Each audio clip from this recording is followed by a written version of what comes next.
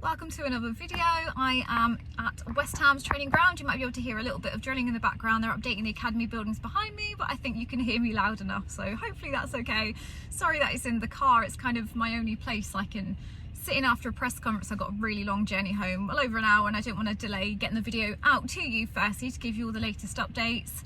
And yeah, I can't really sit in the press conference room either because that's where everyone sort of sits and writes their articles, and the West Ham team do their social media and all that, so I don't really want to get all the noise in the background, and it just isn't really ideal. So I hop in here whilst it's sort of fresh in my brain, get it all out to you as soon as I possibly can, and then I'll travel home. Thank you very much for your lovely comments. I feel really welcome. You're a really amazing channel full of people.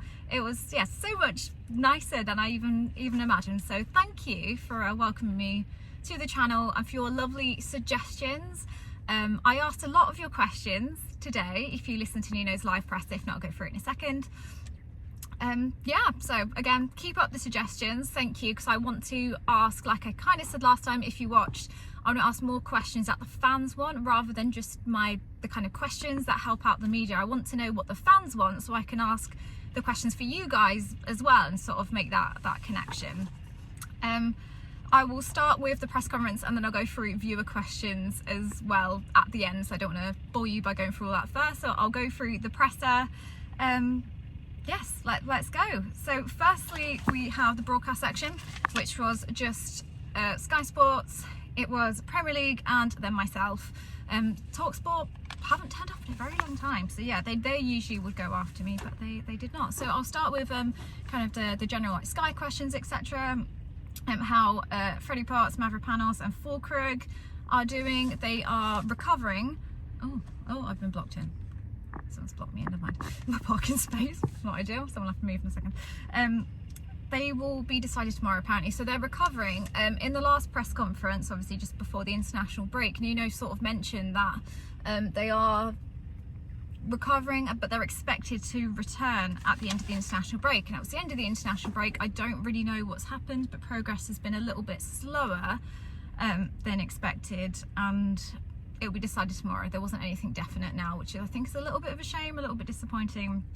There's also been a few players who've had knocks during the international break, but Nuno keeps very sort of stump about that sort of thing, and he wouldn't say who has the knocks. Again, it will be decided tomorrow because they've got another training session before it goes to Saturday. Transfer updates, he does not want to talk about any transfer updates. He was asked about Fulkrug because there's been lots of rumours this week, I'm sure a lot of you have seen. He doesn't want to speak about it at all whatsoever. His thing is basically, as long as a player is sort of there training with them right there, they're part of his team, that's all he wants to talk about. He doesn't want to talk about them going elsewhere. Fair enough, that was asked a couple of times. He was asked about Lucas Paqueta. Again, I sort of mentioned it last time how much he really likes Paqueta as a player, and he's basically said he's irreplaceable, which is, oh, see all the excavators in the background for the academy building. He's irreplaceable to him, which is a shame. Obviously he's not playing next game. And just said they'll have to find a solution now to work the team without him. But it's interesting to hear him speak that passionately about him, that he's an absolute irreplaceable player for him, and it's a massive shame that he's not around. He was asked about, so he did a day in the life in the Premier League, did a video about himself, and he mentioned in this video that he likes horse riding.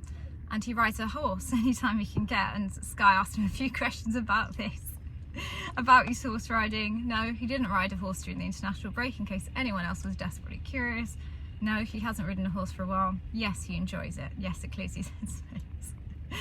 And then onto Bournemouth, he said, yeah, Bournemouth have quality and good players. There wasn't too much in the broadcast section. He didn't give them too much away. I'll go to my questions. So my first question was my own one before I get to the viewers' questions. So I asked this about his stats against Iriola. He's played Andoni Iraola's side 4 times in the Premier League, and he hasn't managed to beat him yet.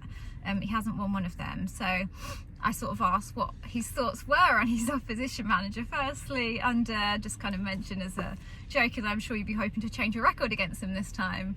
He had a bit of a laugh about that. He was in a really good mood today. He did his usual walk in and give you a handshake and stuff again. It was a bit of a glowing mood. I think he had a good international break, and obviously the wins before helped. And he was laughing. He said the last time he lost it against, or didn't beat Iraola, was his birthday. And jokingly I said back, you might be able to hear the press there. I was just like, that's no excuse. But no, it was just said, yeah, he's hoping to sort out the record against him. Iraola's a really good manager, and he's got a really good relationship with him.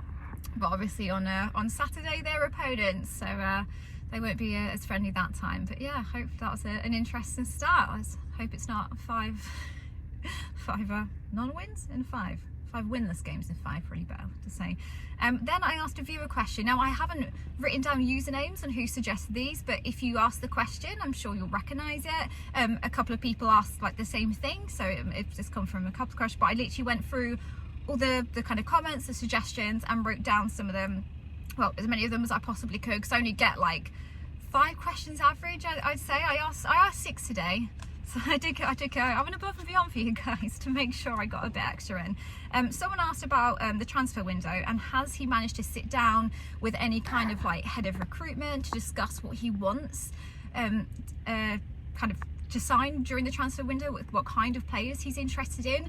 And he did basically like he did with Nicholas Fulker. He doesn't want to talk about the transfer window. He said to me, I can see what you're saying, I understand the question, but what I'm worried to do is answer it and spark rumours. So he said at the moment it's early and he doesn't really want to say anything, because I think he just wants to focus on what's happening now. And yeah, fair enough, I tried. And I asked about Luis Guilherme, because there was a couple of questions about him. Hope I haven't butchered his name there. And asked if he had any plans potentially as to how he can fit into the squad, because he's got quite an impressive pace in training, and he's said it's very similar to the other younger players. I think Luis is only 19. He said all the young players especially will all be given their chances separately to do well. He is doing well in training, he's impressed by him, and his chance will come soon, he says, because I think his last game he appeared in was the Everton draw, wasn't it? But he said, yeah, his chance will come again soon, and when he's given that chance, he's going to hope that he proves himself and plays well, and then his kind of future will be decided from there. So that's a interesting enough answer from there. I wasn't massively surprised, to be honest, because he does keep very sort of neutral when it comes to discussing players in that way. And then I wanted to bring up as well the academy players that he mentioned last time. So a lot of people were interested in that, because he said it last time in the written section, which I'll get to in a second, that he said 4 academy players are currently training with the first team. And that's something I didn't really know about before. So I really wanted to follow up on that today and sort of ask like about the development, how they're getting on. And he said at this moment in time, their development, he's been treating them like a first team player. So they've been training together, they share the same facility, they share the same change rooms, they'll eat together. So he's basically, he said, making them to be one of the first team. He's getting them to bond with the squad in that way. And he said he's doing this to kind of think of the future of the club. And yeah, just to get some more options in his team. So I thought that was interesting. That's a kind of nice way to do it. So you do have some young academy players that are starting to now merge into the first team squad and get their chance. And someone else asked about whether he watches the under-21/academy games at all, or whether he just relies on feedback from the coaches. So I asked that one. He said he doesn't usually get to watch them live, but he does himself watch back clips of the players.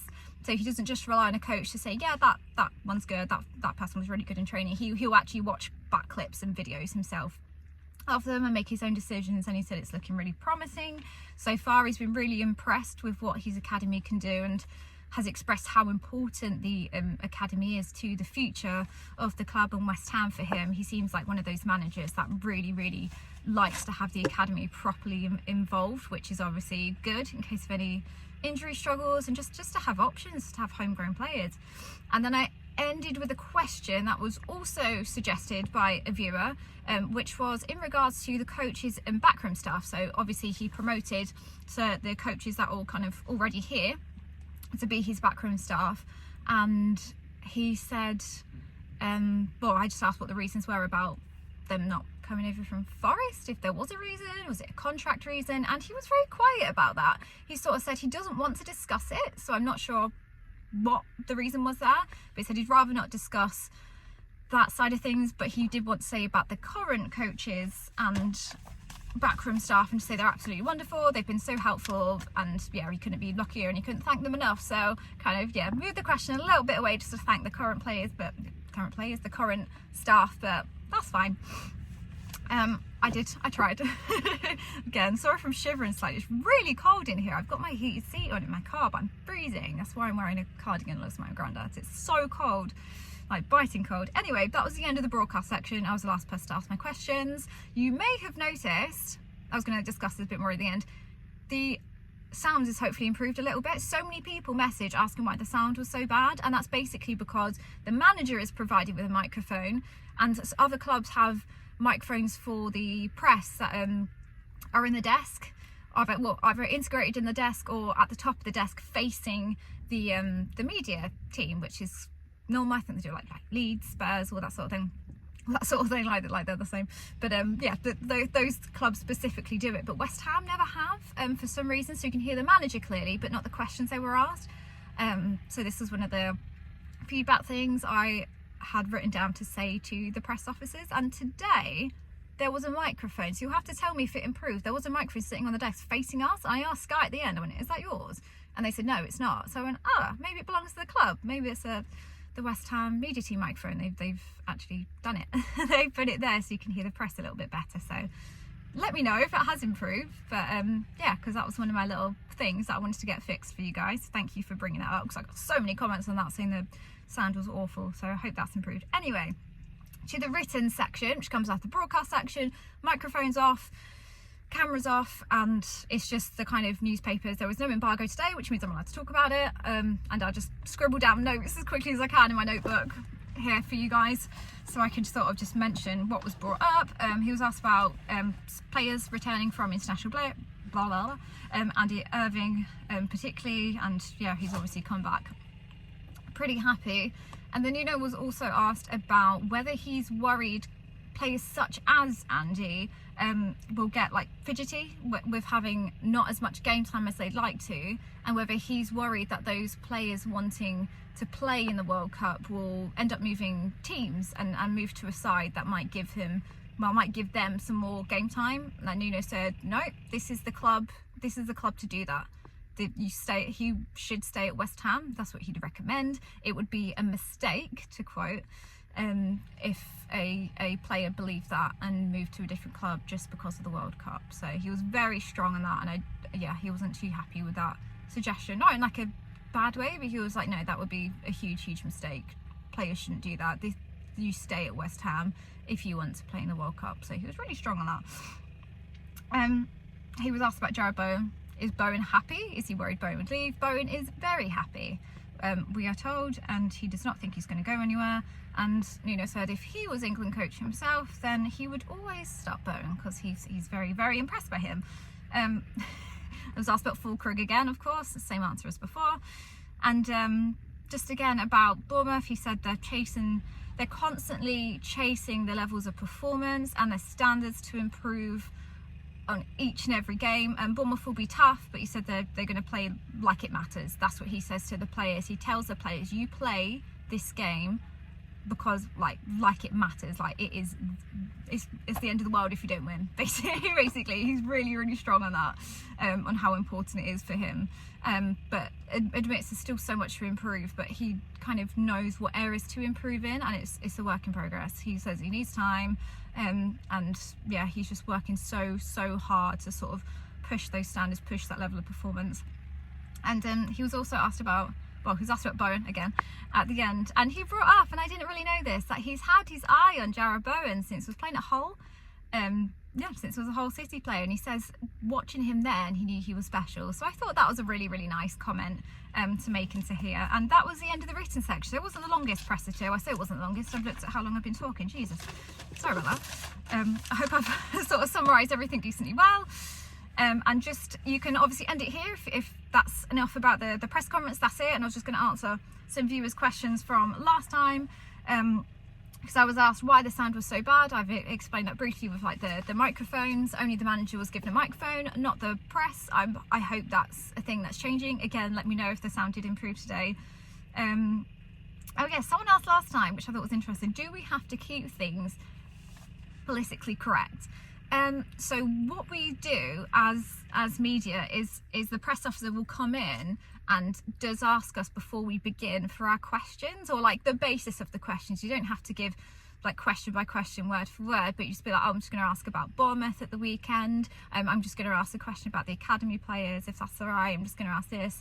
And I've never been told no. So West Ham are quite chilled out in that sense. They're not really strict about what you can ask.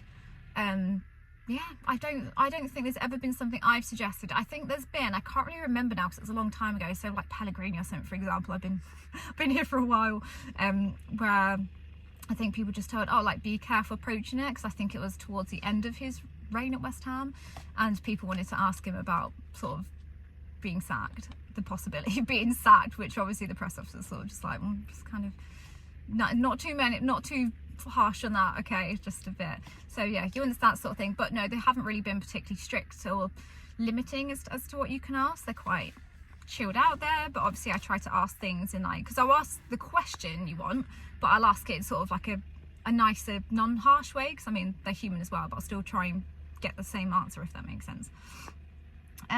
Oh yes, did I do videos for another West Ham channel? Yes, as a favour, I did a couple of videos before for another West Ham channel, but Hammers Chat here have asked me to be an actual part of their team, so I've had that discussion. I've joined these guys kind of properly. I don't know if that's the thing, but obviously not without chatting to the other team. I'm trying to find them a contact as well that goes to the West Ham press conferences, so they can also have someone chatting in their videos. So I didn't just jump ship, I promise. Oh yes, and then people liked hearing the handshake side of things, that Nuno will go around, shake people's hands, have a little chat beforehand, which is really, really nice of him. No manager, I just wanted to say, has ever done that before, and I've done a lot of press conferences. I've been doing this for like 7.5 years, and I've been kind of all over the Crystal Palace conferences all over the years, Tottenham, Chelsea, like tons of them, and tons of managers obviously that are changing all the time. And Nuno is the first one who steps into a room and goes around, shakes everyone's hand, and I really like that. And I feel like that fits in well with West Ham. Obviously, as I just wanted to mention to you as fans how lovely the staff are here. So I obviously don't know anything about particularly what goes on up top. That's all kept very quiet, but I have to say the staff here, as like the press staff for example, are so nice. You'll get a Christmas card every year addressed to me as a member of the media, which is really kind. Like, you have to do like a certain amount, I think, of press conferences to sort of be on the books for that. They give you mince pies around Christmas, which is really cute. The mince pies haven't come out yet, but I will let you know when they do. They're very nice. And finally, I just wanted to mention like a final story before I finish off, just so you just get an idea of other sort of things that go on behind the scenes. And I just wanted to mention, because I'm really grateful to West Ham. I really love West Ham as a club and what it's sort of done for me. So when I first came back from work after maternity leave, I had my son, and I was really struggling in terms of childcare, because me and my husband both work full time, and sometimes I'd put my name down for a press conference and then I realised, oh gosh, I don't think I can go, because I'm struggling with childcare. If I couldn't get someone, because this was like way before nursery was possible, and yeah, and I couldn't get my mum to sit with him, for example, and I'd be like, oh my god, I'm a bit stuck. So I'd have to message West Ham and be like, oh, I don't think I can make it today, I might have to work from home because I'm stuck. I went back to work when I was 7 months old. And you know what West Ham did? Loads of clubs were like, all right, no problem. Oh, well, if they were really nice, they'd be like, oh, we'll send you the recording of the presser so you have it. But you know what West Ham did? They said to me, bring your son and we'll give him a walk around the grounds as they're training in the pram. You can do the press conference and we'll bring him back to you afterwards. And that was really lovely. And I don't think I've ever had an experience like that with a football club. I'm so like West Ham is such a lovely bunch, to be honest. Yeah, the press staff, especially Emily, Dan, if you recognise those names at all, they've both been here for a little while, and it was so nice to have that sort of level of kindness. Someone just saying, hey, you're struggling with childcare, bring your child with you. We'll give him a walk for a bit, you ask the manager some questions and we'll bring him back. I was like, oh, that's so nice. So yeah, that was really sweet. That was a few years ago now. He's old enough and in nursery now, but I just thought I'd share that little story because people liked hearing about the handshake side of things last time, and kind of like the human side of a football club as well. So yeah, I'll end on that. So thank you very much for watching and listening to me go on and on and on for 20 minutes. So sorry about that. I don't stop talking. I'll try and make it shorter next time. Please tell me to be quiet if you need. And yeah, any suggestions? I did get as many questions as I kind of could out today, and I'm here as much as I can to be that connection for the fans. I'm going to try and ask as much of the kind of questions that you guys want answered, that things that you want to know that you kind of can't find out otherwise. Let me know, and I'll do my very, very best, like I have, to get those asked, get them directly to the manager, get your question answered personally. And yeah, thank you very much. Feel free, again, comment any of your suggestions, any changes, anything you'd like to see in videos, and I'll speak to you again soon.